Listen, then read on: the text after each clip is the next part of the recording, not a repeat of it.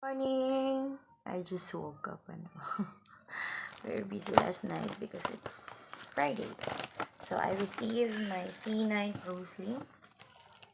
This is a coffee. So per sachet, per box is kanang na siya 10 sachets. So I bought 3. And also I bought the capsule. So let's try this because my weight is getting up na, so I need to lose down. Okay, my target weight is 65 or 60.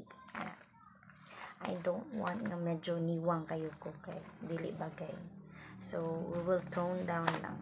Okay, so I'm gonna use the coffee first, and after a week let's see if I lose weight. Okay, and then after, actually, sa Lisho Coffee, nag-lose weight mo po ko. Kay from 80, nag-74 ko for this past 3 months na nag-use ko for my coffee.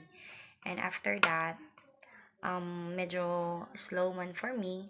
So, I'm trying this other trial for the C9 capsule and coffee. As per my friend, 1 week lang daw, magka-collarbone ako. Actually, naaman gamay. Okay. Well, I will weigh again myself. Kaya wala pa man ko ni take any like water and food. And then I'll update you and I will post on my Facebook account. Facebook or TikTok. Facebook or TikTok or Instagram. So you can easily reach me via Facebook because active ko sa Facebook mostly because I'm working. And I need this kay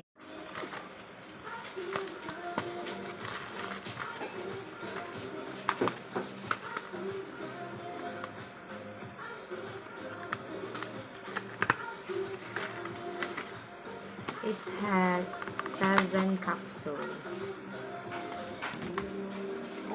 Here. I tried today.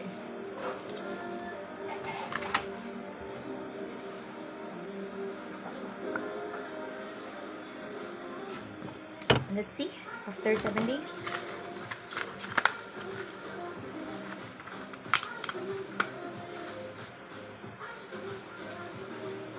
Actually, nasa chia, chili peppers, cactus, and cranberry.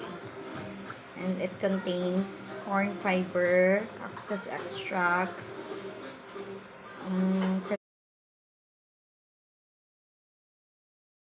to take this one. It's March 7, so I'm gonna take first breakfast and then I'll take this capsule. Okay?